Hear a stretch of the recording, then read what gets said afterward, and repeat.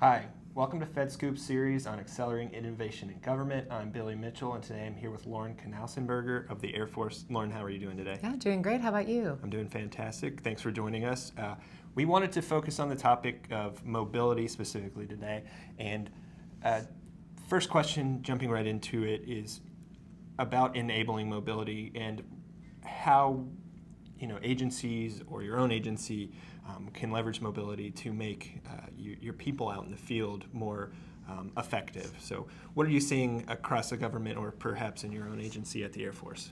Sure. Well, I will say that we do have a big perceived security barrier in adopting some of the mobile technology. People are more hesitant to adopt the mobile apps at an enterprise level, and it becomes more difficult with two-factor authentication. So I was talking to someone the other day saying, oh, how do we get a CAC reader and attach it to my iPhone? And yes, that's a solution, but there are so many other things that we can be doing. And so there are parts of the Air Force that are looking at that. There are parts of the Air Force that have completely solved that problem and adopted it throughout their mission area. It's just that we've solved this problem in pockets. We haven't solved it for everyone. Yeah. But some of the biggest applications that we're looking at are, for instance, recently one of the 4-star generals was saying, I really just need to be able to do personnel actions on the road. I don't want to have to carry my laptop. I don't have to worry about tunneling through a VPN. Yeah. I just need a way to two-factor authenticate on my phone to complete my personnel actions. And really with travel, I don't go to a computer to book my travel. I go to an app and I find a flight itinerary that works for me. I find a hotel. There are different apps that I use for that. But why shouldn't we do that within the Air Force with our travel and build in workflows for approval if we need to? So those are some of the applications. Some of the airmen have been innovative and come up with homegrown apps for, hey, the bus schedule on the Air Force base, or what are the activities that are going on locally. So good examples of local adoption, but we still have a long way to go at the enterprise level. Sure. We see evolving concepts around augmented reality, virtual reality, and how some people are adopting these, particularly around the workforce. Where do you see this going, and how do you see that agencies in the near future can begin to more aggressively adopt them? So there are so many ways that we can use virtual and augmented reality, and many ways that we are currently, but I don't know if you've ever used a VR headset. I remember the first time that I used one, a friend of mine put me into a scenario where I was in a museum with a Tyrannosaurus Rex. and I knew it wasn't real, but it was still terrifying, and I was just waiting for it to jump at me, like in a horror movie.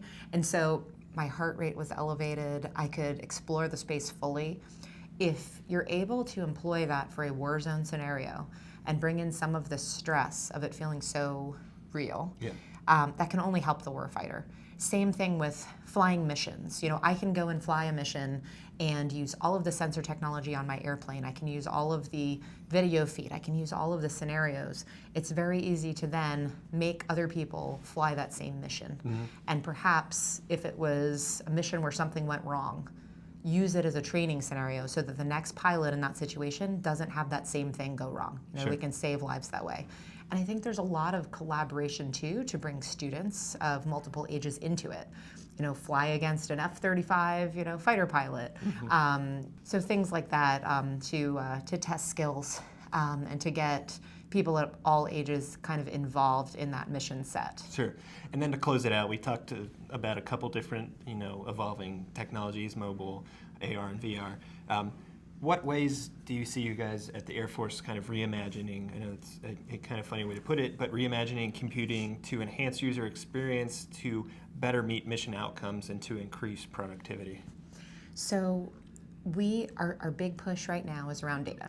Which makes sense. I mean, I think the intelligence community for a long time has recognized that data and information is power. The marketing firms have realized that data and information is power.